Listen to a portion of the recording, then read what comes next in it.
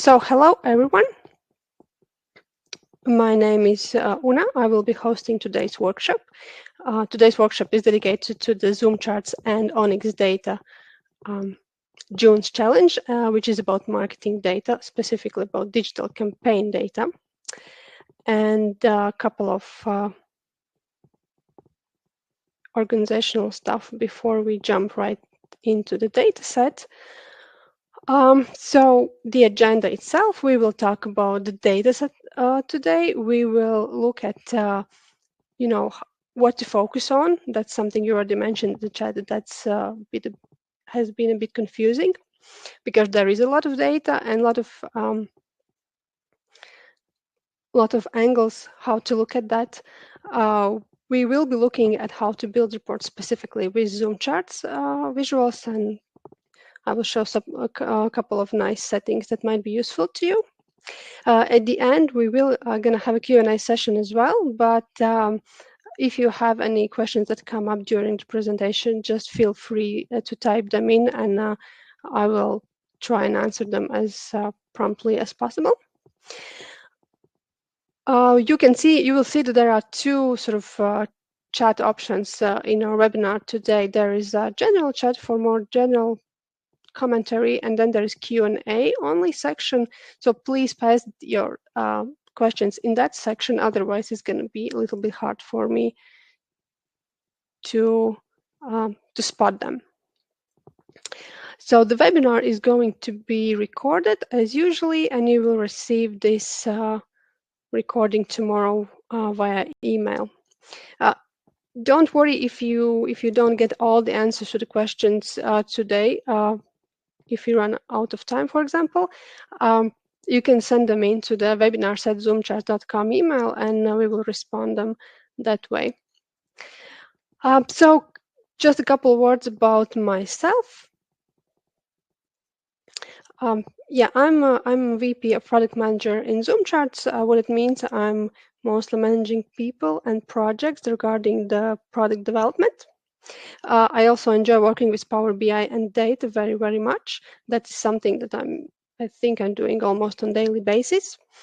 But probably the most interesting part of information for you guys is that I'm also a person who is behind, one of the people behind the feedback that we are sending to you once you are submitting the reports. So I really enjoy that part, looking, all the submissions coming in, seeing how you guys evolve all over the time. So thank you guys for participating. And I will try to share some of those insights about feedback and about the most common mistakes I see in the report in today's webinar as well.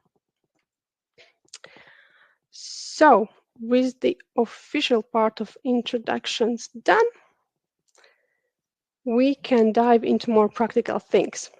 So marketing data, that is something that every company is looking at.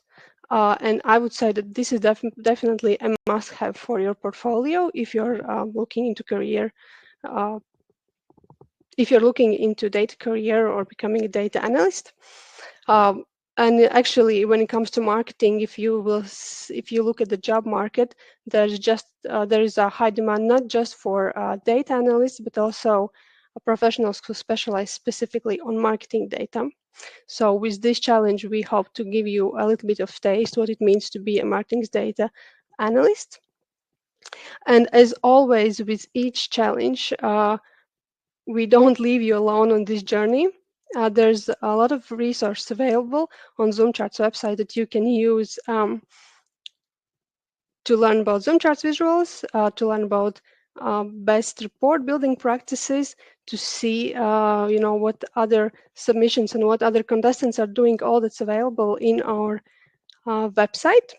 And in addition of that, we are proud to say that we do try and provide personalized feedback to you guys with every submission. We look at it very carefully, and we try to send some tips and suggestions how each report could be improved. And there's an option for you to sign up for online consultations as well. So when you receive this feedback email, you will also receive a link to my colleague's Ivy's calendar where you can pick a time that fits with your schedule and have a call with him. And if none of that works for you and you get stuck somewhere in the data or in a report and some setting is not clear, you can always write to webinars@zoomcharts.com and ask for support that way, and we will also respond to you there.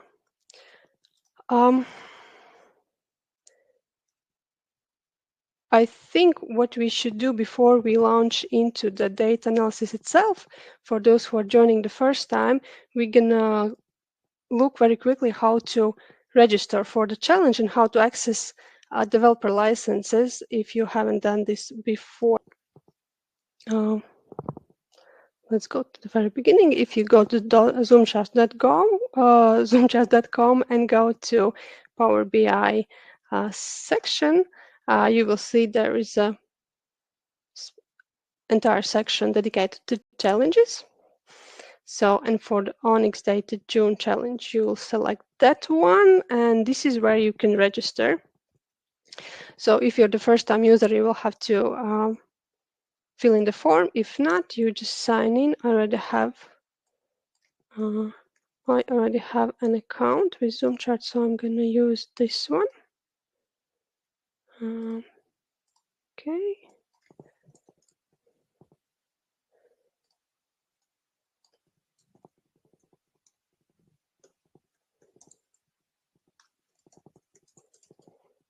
Okay, hope I typed right. Yeah, and if you haven't registered yet, you will see a register button. Once you click on the register button, you will have the option, two options actually. You will be able to submit a report, and you will be able to access your developer's license. So whenever you are using ZoomChart visuals in your report, you don't get this unlicensed warning. So how the license works is actually rather simple. It's what you get here is a username and password, and with that username and password, once you log into Power BI desktop or services, you will have this license applied automatically. So when you add visuals from the marketplace or from the visuals tab, ZoomCharts visuals will be licensed for you guys. Yeah, any questions so far about the registration or developer's licenses? Okay, while you're writing, I guess we can move on. I will do some screen switching again.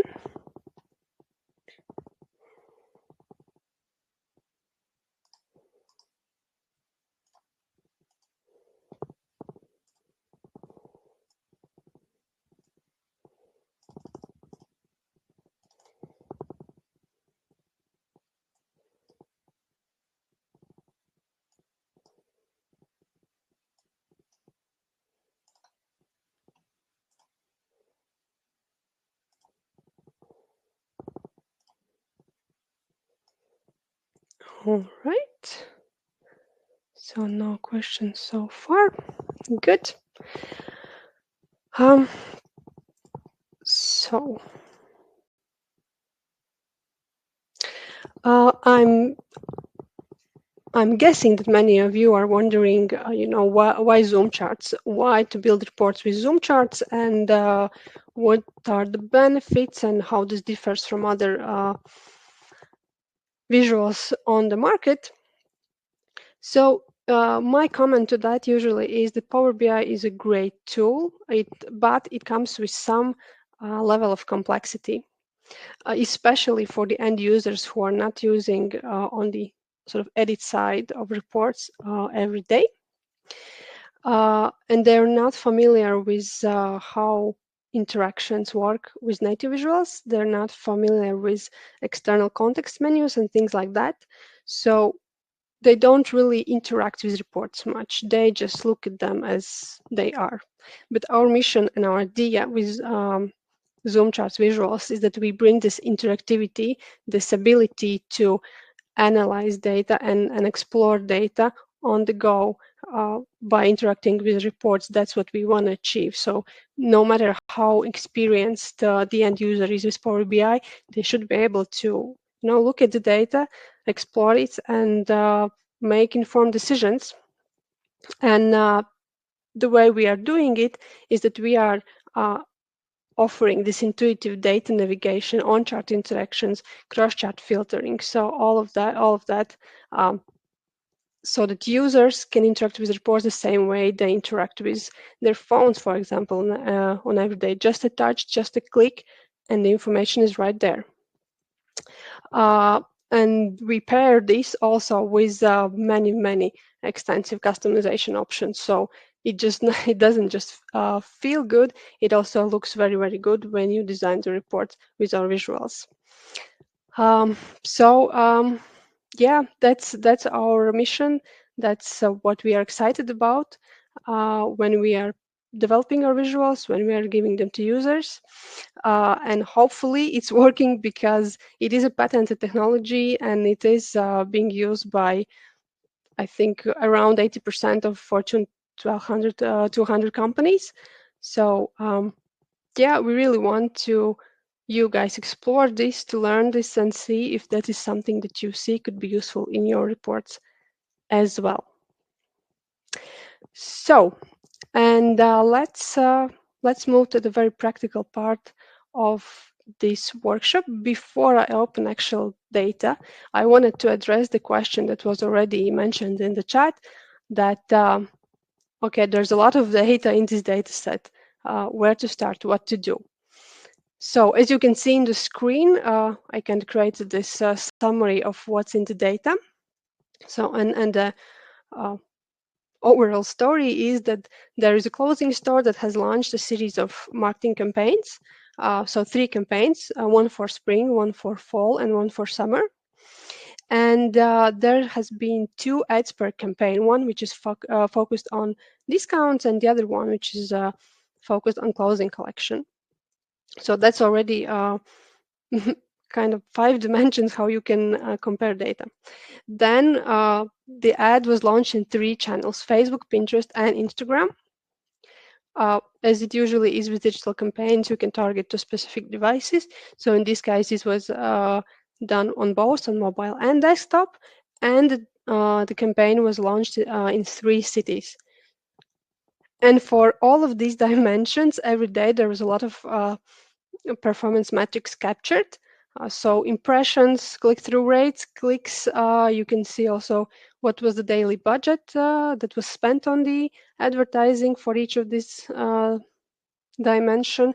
You can see what was the conversion rate, what was the actual conversion value. So, or in other words, what was the sales amount that each campaign get. So, and all this data is captured for each day. Lots of dimensions, and very easy to be confused where to start, what to focus on. And I have been myself working in marketing for many years previously, and what I would do in a situation like this, and I would do, and what I would suggest to do in your reports as well, is to kind of split the focus, or split this analysis in 2 different topics or different directions. And one would be the overall performance of the campaigns, and answering the very main and basic question: were these campaigns effective? And what does it mean? So we're looking at the data and we're trying to understand, did we get our investment back? So we spent X amount on the ads. So in this data set, you see just what was sort of spent for placement of the ads. When in reality, there would also be creative expenses that could be added to that. So you see what was spent, you compare it to what was gained. Did we get it back or not? Did we hit our targets? So the spendings is one part of things, how to analyze this. But the other thing is, with each campaign, companies usually decide, okay, we want to spend this, but we want to get this. I'm sorry, guys. So did we hit our targets? And the other thing, what you can look at, how you can look at this is, okay, maybe we reached our target, maybe we didn't, but how did we perform if we compare ourselves to competitors? How did we perform if we compare ourselves to industry benchmarks? So did our click-through rate was okay or was not okay for the creatives we had? So these are all the questions and context that actually leads to one answer. Was the campaign effective? The other way, actually, you can look at this. Okay, one thing we measure is actual income from the campaign, but what's about the social reach? You know, maybe actual sales weren't that high, but maybe we did great with social reach. We increased our brand visibility and stuff like that. So this is kind of overall look at the campaign. And the other part, how you can analyze this data, is by trying to answer the question, how can we be more effective? So looking at the data we had for the previous campaigns, we can see and kind of conclude what we should be doing differently in the future. Going back to this another way how to analyze data is, so what can be optimized, and this is where you actually dig deep into those different angles, how you can compare data. You know, which channels bring the most sales, which ad or channel cost the most, which ones had the best social reach, how mobile and desktop are compared. So anything you can see in the data. So that's how I would suggest to look at this challenge. Of course, the most comprehensive approach would be, for example, to create one page where you do the overall performance, and then separate pages where you dig into these details, or you can just decide to focus on one or the other aspect, or you can actually just forget all this and decide, you know, I'm just going to focus on social media insights in terms of reach and you know, compare these kind of things. So it's really up to you, but my suggestion would be to do it this way.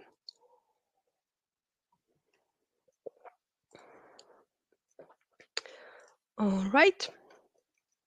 And another thing I wanted to mention, I think this will really be sort of a deal breaker whether you manage to create truly great report or not, is that you should, and my suggestion would be to do so, is to enhance the data set that we have provided. There's already a lot of data, that's true. You can just use that and that's fine. But as I mentioned, these targets and these benchmarks, that's really is something that gives the context to the data. Of course, you can, you know, just compare columns, just compare ads, devices, channels, and so on. But if you don't add this context, there's really not much of a value to the end user to those reports. So that's my suggestion. Set your own targets, look up industry benchmarks, add that to the data set. Don't be afraid. You know, I think that's the great part with these challenges, that we do give you data set, we do give you this sort of sandbox approach, but then really it's up to you. If you see that something else can be added here, some other information that's relevant, and it will enhance the data story, use it. And for this particular use case, targets, benchmarks, that would be my suggestion. That would be the way to go, because in the data set itself, I think you can get. Well, I know you can get the one target, which is sort of you had the, you know, the budget that was, well, kind of target. It's I would probably say it's not really a target, but a reference value, which is the budget that was spent, and then the money that was gained through the sales. So that's one reference value, but add other ones and you will really get much better outcome for the data analysis. And another thing I can suggest to do so is use AI, and use AI in maybe not a so typical way. Use it to generate actual ads. So when you do show these comparisons between campaigns, it's really good to show, what was the actual creatives that were used there. So I myself, as a marketing person, would probably want to see, okay, this was the campaign that performed the best. What were the ads that were used there? What were the images? What the message was there?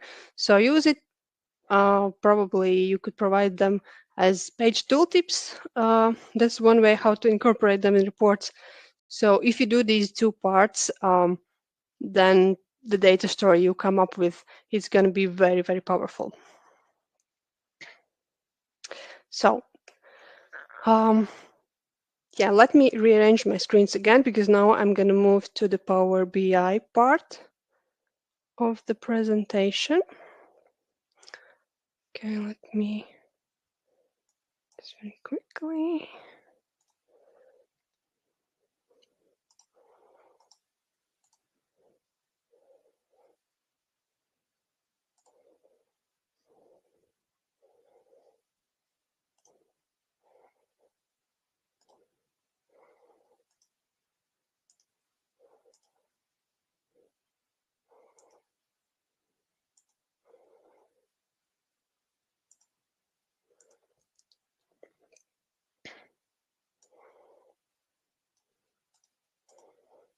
All right.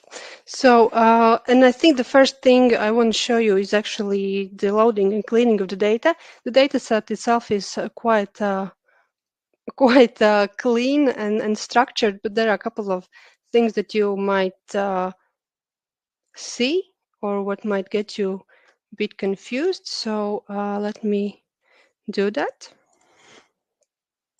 And usually these things come up when data are converted from different formats, from CSV to Excel, and then from Excel to Power BI. That kind of stuff can come up. So my personal preference is not to load data straight away in Power BI. I usually go through the Power Query.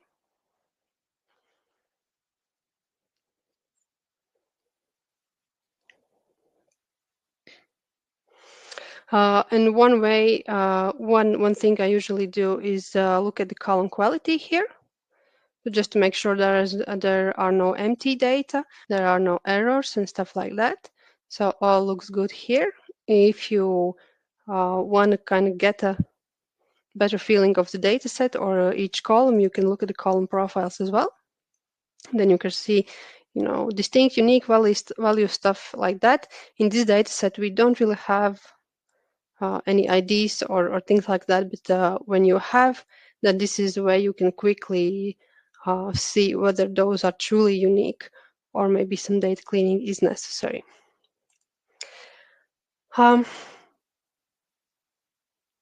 Yeah, one thing, the thing I wanted to show you about the data cleanup here is that when we imported these values in the Power BI, you can see that the rounding for numbers got messed up a bit. So I'm just going to go through these hopefully quite quickly and round them up if necessary, because impressions, that's something that should be a whole number. So the click-through rate should be in percentage. So let's fix that. So the clicks also should be a whole number. So cost per click, though that is something that's actually currency. Well, not currency. It's in a currency, so it's a Great British Pound. But again, the rounding is incorrect here. So we're gonna do this. We're gonna, so where the rounding is, here. We're just gonna round it, I'm sorry, not this one. This one, we're gonna round it to be 2 numbers after the 0. Okay. So, and the same is here.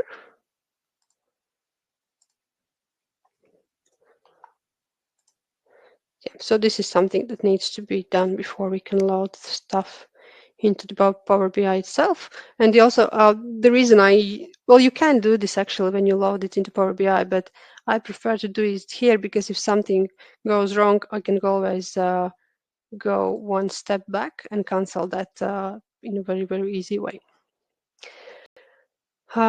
So spending. So conversions are correct. Total conversion value looks correct. Likes, shares correct, but for the comments again, that should be a whole number. All right, and now we can load data into the Power BI.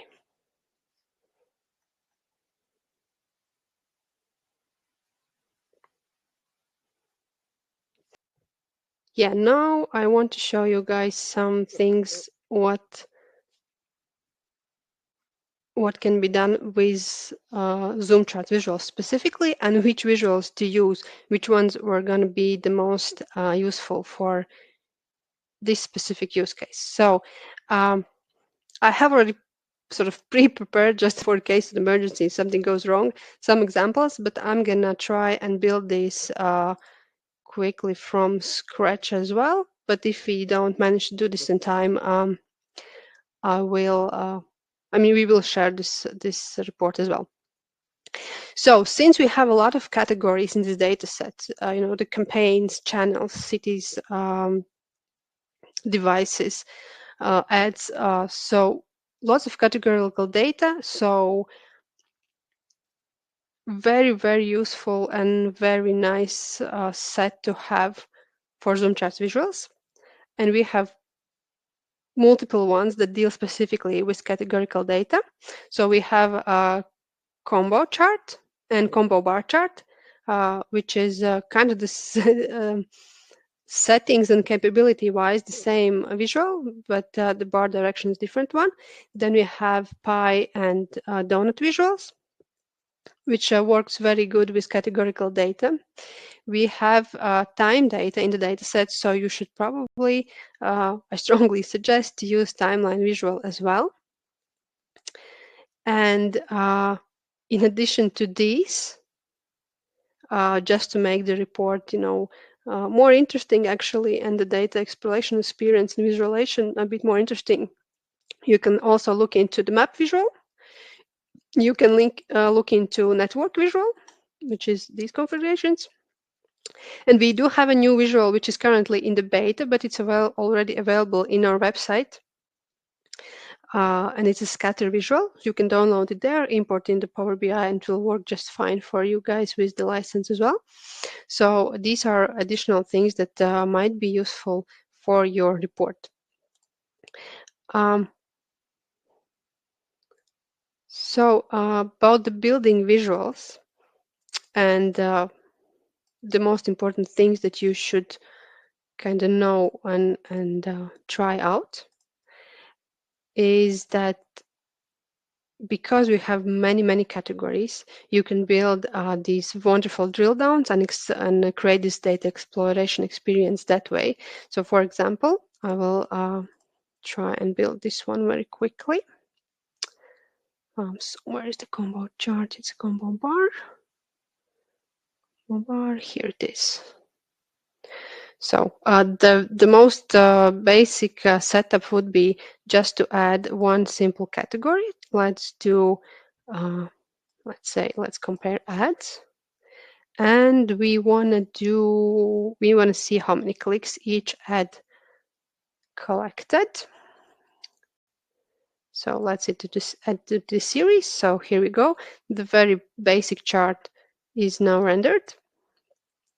Let's add drill down levels. So if I want to see, okay, I want to see how each ad performed on devices.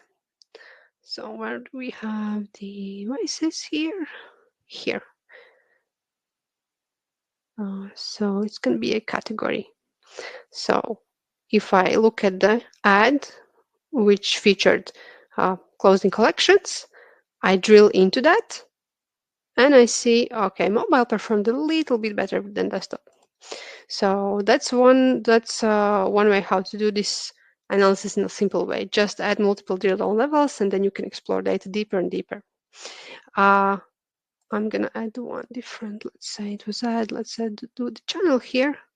So again, we can see how each ad performed on different channels. And here you can see that Pinterest gathered the less amount of clicks.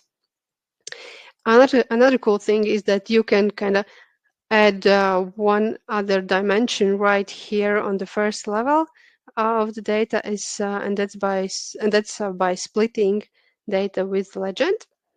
So, and I'm going to use the devices here now. So, and it automatically sort of splits this in two categories. So again, two different ads, but you can see how each of them performed on different devices. But in this example, I have a bit different stack settings here. Let's go to defaults, because here you can see it's clustered, but what I can do here is I can stack them. So that's where you get the same look that was here on the first chart. And the drill down levels work as well, and you again get these another dimension how to compare data. And I can turn the legend on here as well just to see what is what. So one easy way how to build a rather simple ZoomCharts visual, but it's going to be a very effective. So the same actually works with pie chart or donut visual. As you can see by the setup here, I'm doing the same thing, but let me just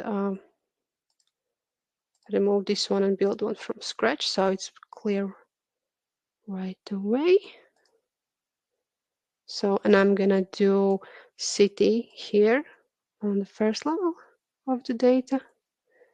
And I'm gonna add, let's do impressions here. Let's add another dimension here. Yeah, so again, simple setup, but a very powerful visual here. Now the timeline. The timeline, of course, allows you to explore data over the time. And since we have 3 campaigns, each of which were launched over the three months period. So we had spring, summer, and fall. So from the data analysis perspective, of course, I want to see, how the performance was month over month or even day after day. So, and to get this interactive experience, the timeline is really the best way how to do that. So again, I'm going to show you how to build this very quickly. For the timeline, the one thing to keep in mind is that the data setup itself might be a little bit unconventional in a sense that we have 2 fields for dates. But if you read carefully, is the first one is for data hierarchy. Data hierarchy is the one that determines, those drill down levels, how exactly you're going to move through the time-based data. Is it going to be years, months, weeks or days, years, quarters or months, or you can set this up even down to the millisecond if the data allows it. So that's what data hierarchy is for. And Power BI actually builds one automatically for you. You can use this one, or you can build your own. It's entirely up to you. I'm gonna remove the quarter one because we don't really need this in this data set. And the date goes here. And the series, of course, let's do click-through rate, for example. Yeah, so the year is the first level. But in this case, I actually don't want to see the whole year. It doesn't give a lot of information, so I'm just going to turn it off. Yeah, I think I forgot to apply my license here, so just ignore the trial window.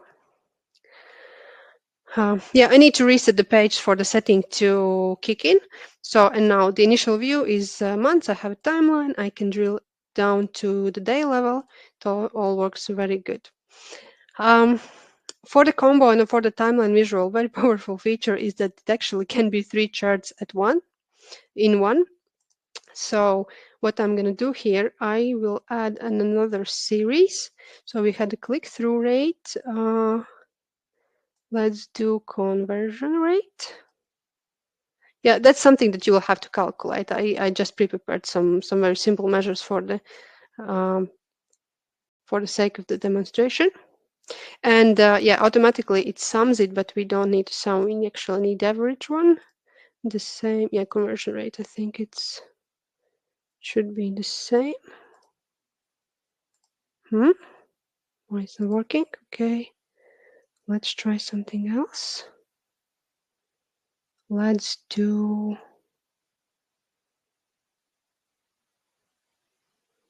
what we could do here. Let's do the conversions themselves. I'm going to show you a bit different example. So the one thing I can do here is, first of all, I can change the type of the chart. Let's do the area. Don't be alarmed that everything kind of disappeared. It's going to be fine just a minute once I adjust the necessary settings. So I want it to be not on the top. I actually want it to be, I think, behind the charts, something like this. Let's do fill color opacity, and what we need to do is put it on the secondary axis so that it okay. So otherwise it disappears at all. Yeah. So yeah, because the value is different for the one series and the other one. You can turn on the secondary axis as well. Right. And yeah, I still don't like how the first series is looking. So let's do this. Let's decrease the percentage for the width. So I know you kind of have not two different charts in one, showing two different data. So it really saves report space. That's one thing. It actually allows you to compare many series, and you can actually plot 25 here. So that's quite fast for analysis. The other one thing you can see, even with these simple configurations, is that, okay, you can drill into data, but whenever you interact with the chart, whether you select something or you drill into something, the rest of the report also kind of responds and filters out the data. And that's where really the power of ZoomCharts visuals come in, because this way you can sort of visualize a lot of information. I can maybe even set up here 2 or 3 pie visuals, sort of show new information, new dimensions.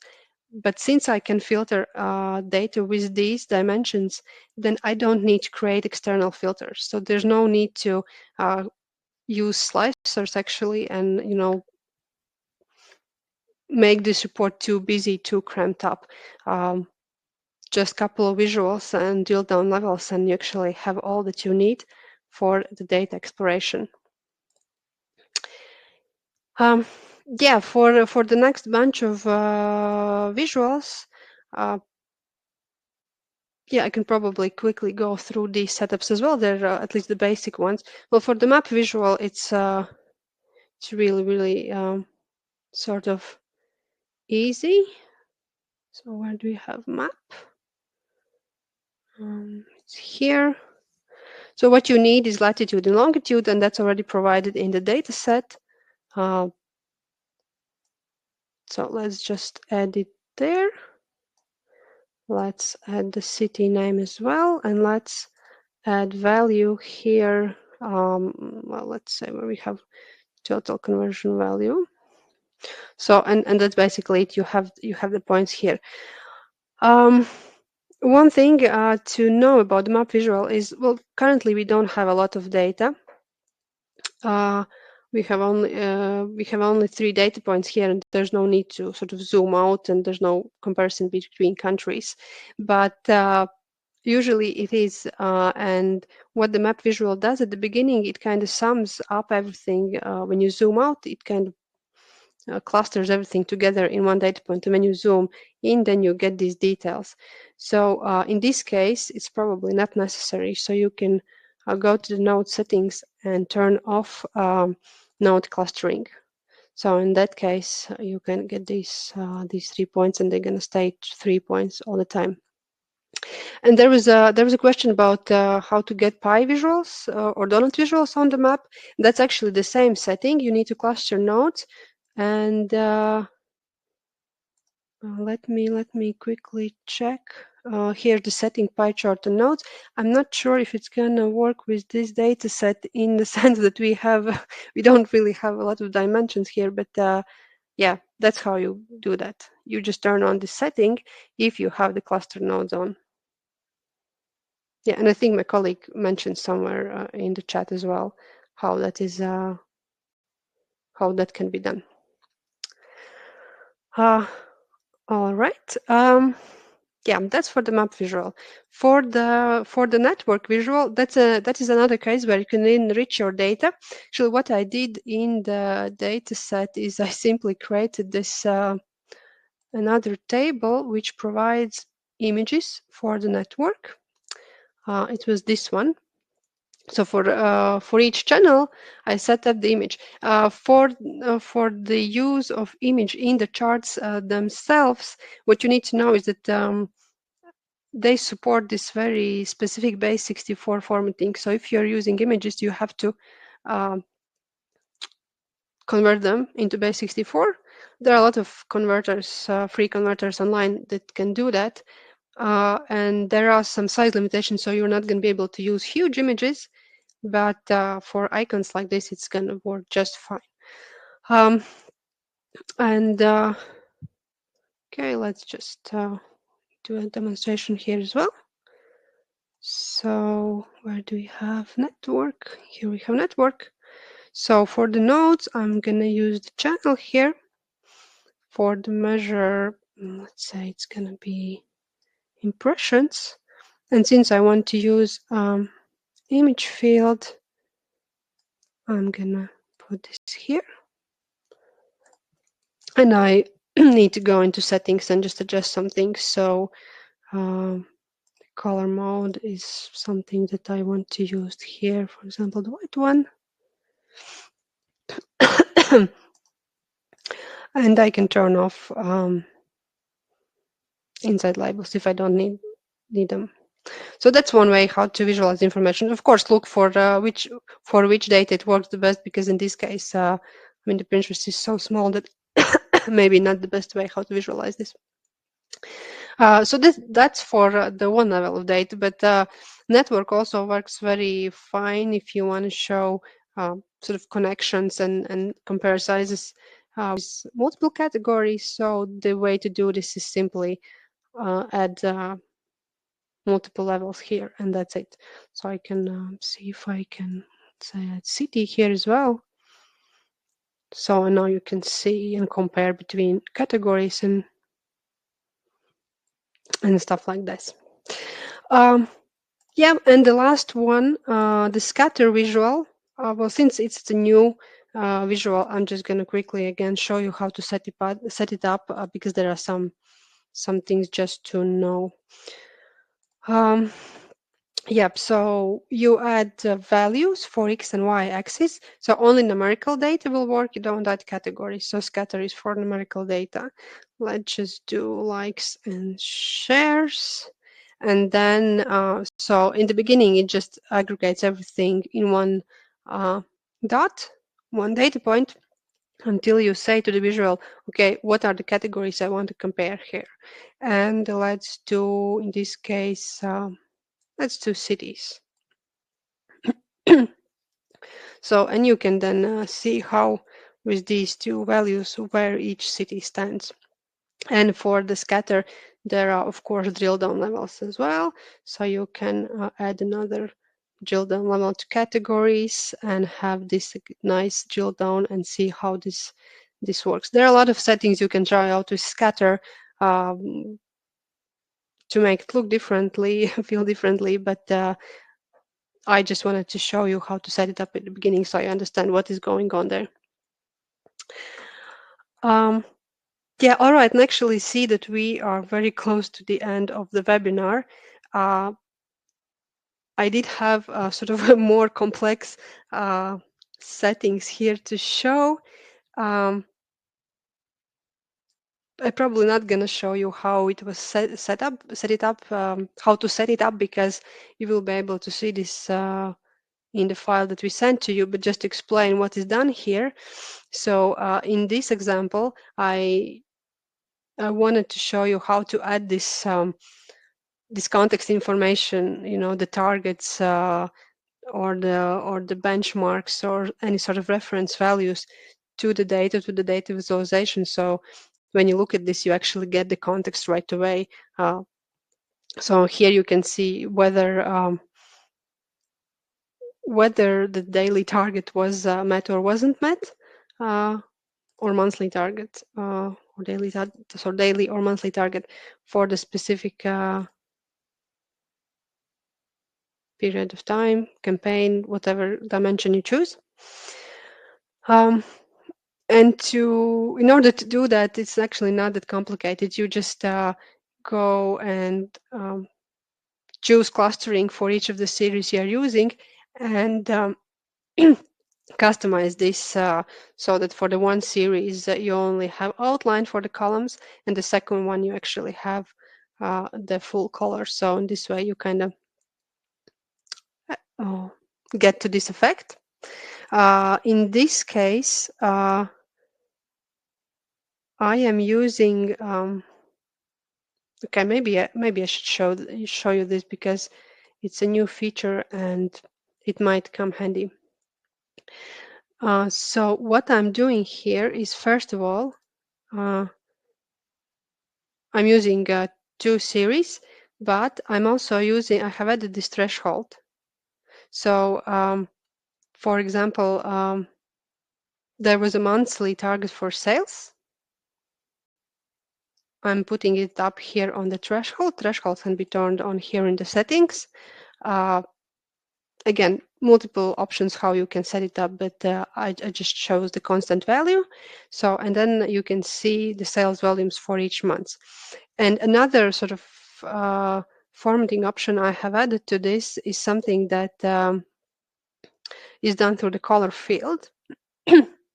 What this color field does is that you can use measures to say to the chart, okay, I just want to highlight specific columns or specific column or multiple columns to have a different color here. So my measure here says basically I just want the summer months to be yellow and the rest should be pink. And once I add this this measure to the color field, and I need to go to the settings for the series and turn on conditional formatting, and for this conditional formatting, color mode is going to be color field, and then this will appear. So the usual use case would be, you know, if you're presenting data and just want to draw attention to a specific country or specific category, specific months. So that's the way to do this. Another actually cool thing with conditional formatting you can do here is if you go to the specific series, you turn on conditional formatting and switch it back to the original one. You can set this reference value to this series. You can see that the columns are colored depending on where they are in reference to this threshold. So the ones who are below the threshold, below the target, are going to be in one color, and the ones who are exceeding the target is going to be another one. You can of course customize this how you want. I can't find the pure red right now, but okay, let's do it like this. And green one, and here you go. So very easy way how to conditional format something. Yeah, I'm seeing a question. Do we need to update all the Zoom charts? If this is about the new features, then no, they will update automatically. Everything that is new and available in open source, it's already available in the charts as well. They update automatically unless you are disconnected from the network, from the internet. In that case, of course not, but otherwise, I don't think there should be any problems. Yeah,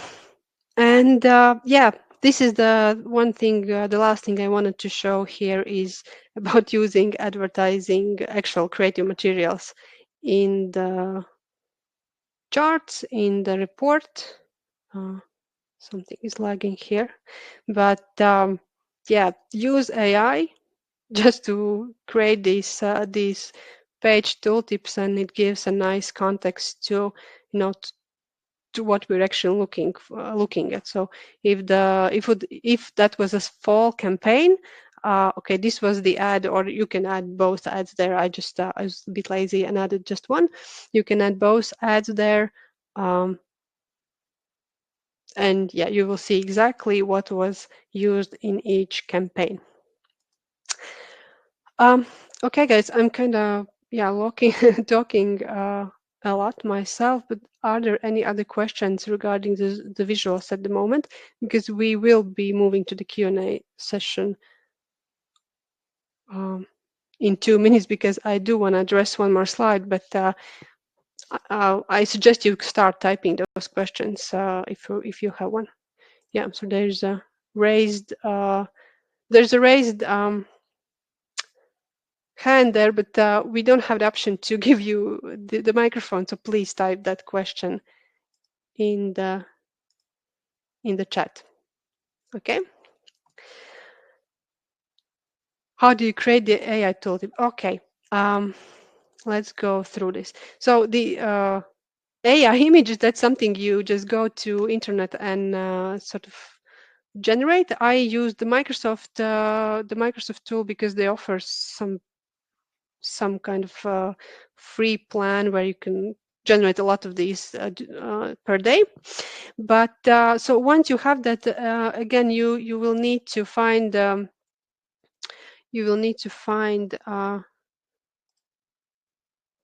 how to call it, a service which allows you to store those images online, and because you will need the actual URL to the image. So the service I used was this 𝐬𝐞𝐬𝐬.com. So that's something you can use as well. They provide this specific file, the specific link to the file. And yeah, you need to add this in the data, of course. So I created another table and created relationship to the specific category I needed. So once you have that, yeah, the tooltip page itself is rather easy to create. You create a new page, you go to the settings, and here is information option to use it as a tooltip. So I'm gonna just enhance it a bit so you can see it better. And in this case, I'm simply adding a table here. Yeah, simple table with a campaign and add information. It's going to be a little bit of formatting option. There's going to be a little bit of formatting needed to get to look it the way you need.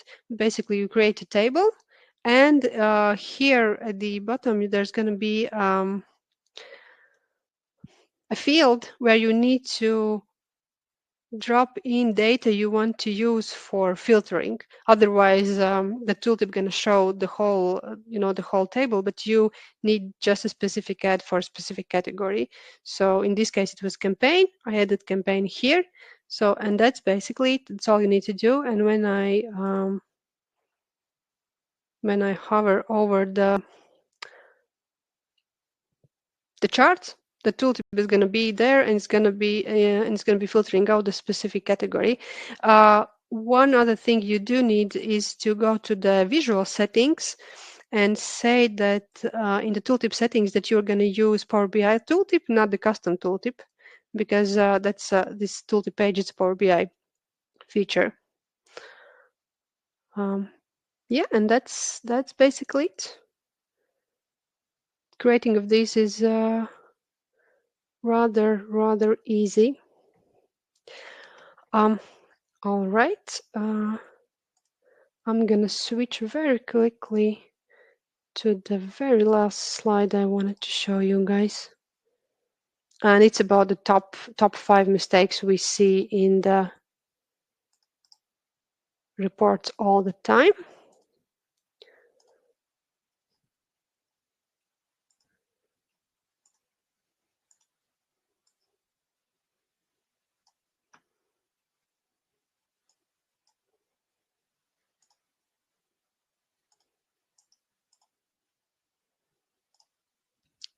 Okay, I think you see it now. Yeah, so as a person that is reviewing these reports on a regular basis, I see that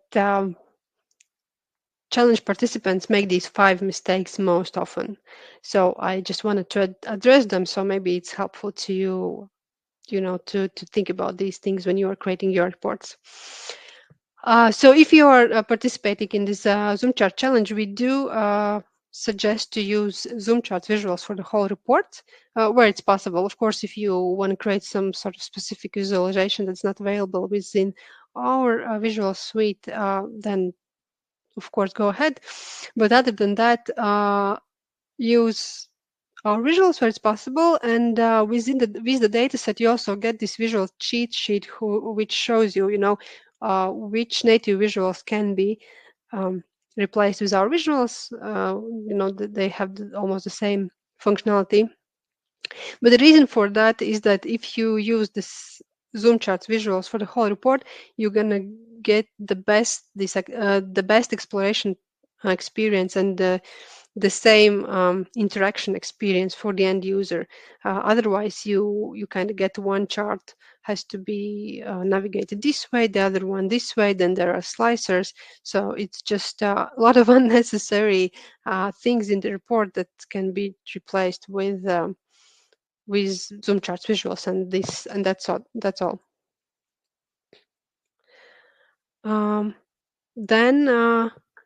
Then layouts. Yeah, think about layout. Think about how you are placing elements on the report. So navigational elements between pages. If you have multiple pages, add them. Add these navigation buttons and make sure that these let's say titles, headers, navigation elements are on the same place on the all pages, so they're consistent. Otherwise, user is kind of going, okay, in the one page it's like this, in the other page is different. So it's not the best UX UI experience. Yeah, I see the question about the resetting the whole report. I will get to that. Actually, I can show you that, I guess, as well. Yeah, think about the underlying grid that you are using for the report. Make sure that all charts are aligned. They are the same width and height where it's possible, so the report is not overcrowded. Take a look at text. Are they all visible? Are they not cropped? So all these things, they matter, because at the end of the day, this is what makes difference between good looking report and bad looking one. Then another thing I want to address here is the use of the color. The very, very common mistake is to use the same color for different data or data categories. For example, you have two pie charts. One pie chart is showing something by gender, let's say, and the other one is something by department, and you're using a yellow slice in both of them. Of course, intuitively for a user, they're gonna think that, okay, yellow and yellow is the same data, but when actually it's not. So please try and avoid those kind of mistakes. And be very careful when you are using red and green colors in the report, because red and green are traditionally reserved for visualizing things that are good or bad. So whenever you see red in the report, red line or red column, it intuitively suggests that that is a bad result, and well, the same with the green where the result is good. So just think about those. If you want to use red or green, then try and find a shade that is not traditionally red or green.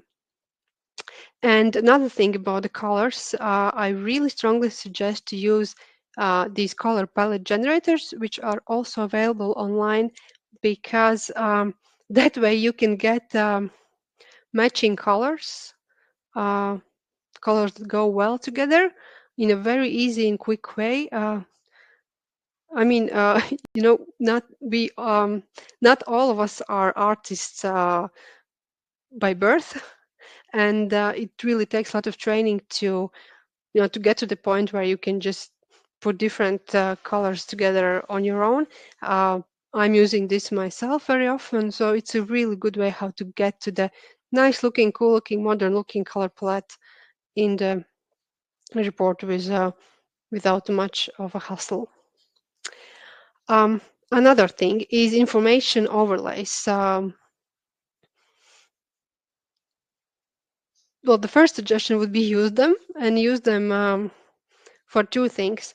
Use them to suggest to the user how to interact with your report, and use them to sort of hide lots of text. I mean, if you want to add to your report some explanations, some analysis, something like that, hide it into information overlays. Otherwise, it just really crowds up a report. The information is very hard to read at that point, and yeah, it just makes the report look crowded. So please, use information overlays. And the other thing, if you use them, design them as carefully as the reports, because what we see very often that the person has put a lot of time into creating a very nice looking report, and then this information overlay is kind of an afterthought that just doesn't look that nice. And at that point, you know, the whole impression about the report kind of goes down a bit, because okay, it's like two different pieces put together. That's not the same one.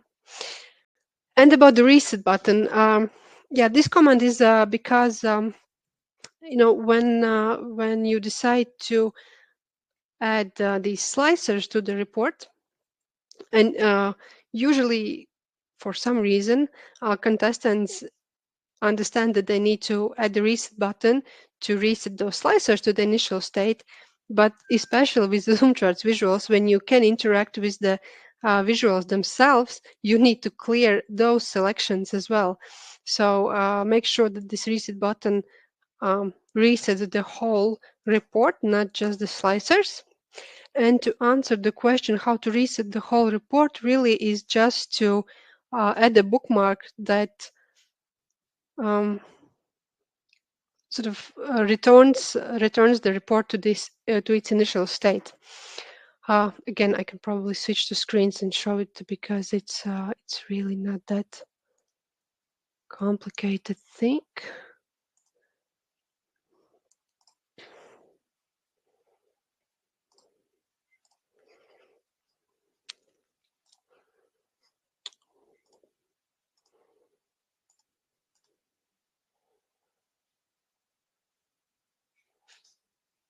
Okay.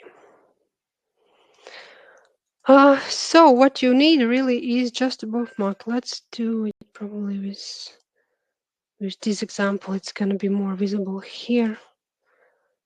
So what we do is we add, well, I'm just gonna, well, not this one. It's not a good experience. Let's just add a button. Let's do the bookmark. I mean, there are different options what you can do there, but I'm just gonna go for the traditional one. So that's gonna be a button, and then you need to, okay, let's style it up a bit so it's a bit more visible. Text, let's just reset. Yeah, I'm not going to spend a lot of time for formatting this, but just some basic things. Fill, let's do the blue one. Okay, we have a button. And then, so this is the initial state of the report. Nothing is selected, nothing is filtered out. So I'm going to do an insert bookmark. So add the bookmark, I'm going to call it the reset. So what the bookmark does, it kind of saves the current state of the report. And in this case, the current state is the initial state. So it creates this bookmark. And what I do to the button. And in the action setting, I say that I'm going to use the reset. Okay. And now when I filter something, if I did everything correctly, it should reset. Yep, and that's basically it. You can play around with this.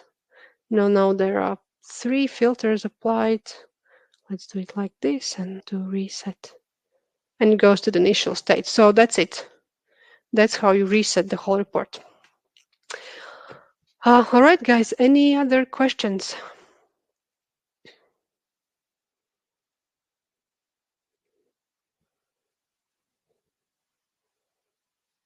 Okay, if not, yeah, I think that I see that Leon already mentioned in the chat that there's a feedback form you can complete here. Yeah, the other thing you can do right away after this webinar is to sign up for the next one. After the challenge will be completed, there's going to be the review of the top entries. So that's a great webinar to attend as well. Yeah, all the resources all in our website, the videos, the documentation, the examples of other challenges, that's all there. Just go there and use what's useful to you guys. How do you have all your visualizations on one page?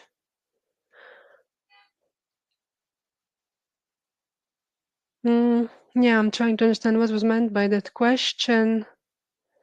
Oh, you probably mean that the report looks like the one page, but there are tabs you can select, and then you kind of switch between different views, but it's still it all still looks in like the same page, right?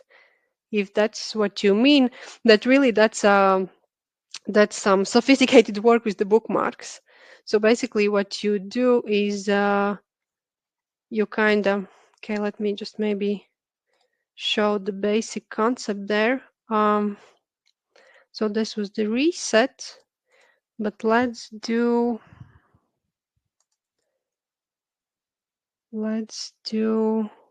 for example, there's actually this navigator feature, which is also very great. This is the page navigator, bookmark navigator.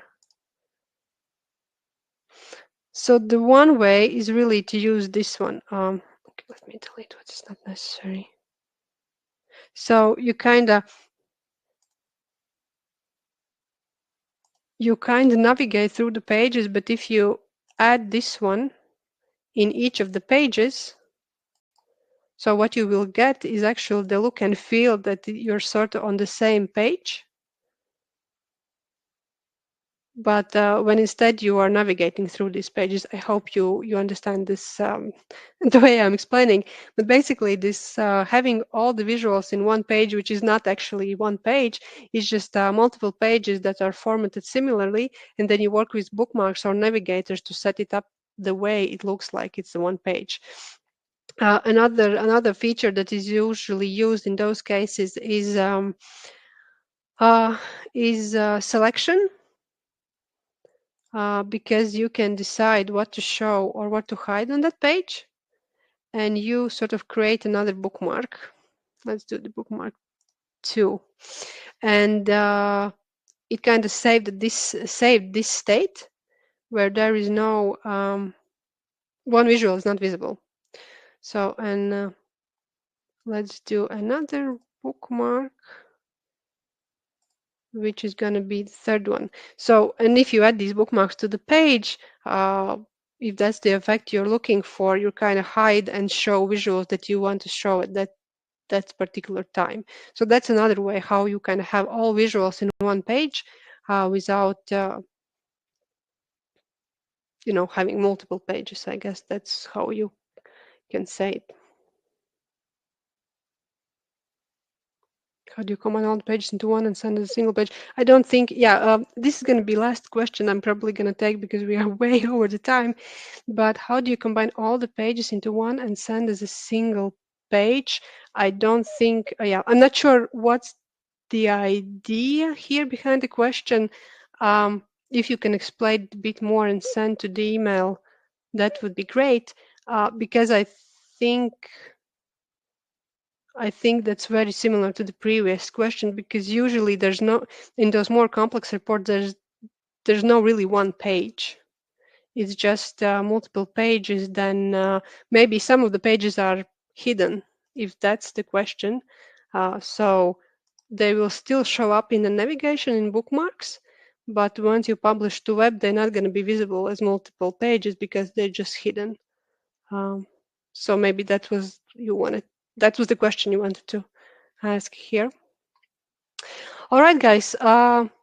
Thank you for having me today. Thank you for listening to me so long. I hope this was helpful. I hope this brought some clarity to what to do with the data set, how to approach it, how to use visuals, what can be achieved with these visuals.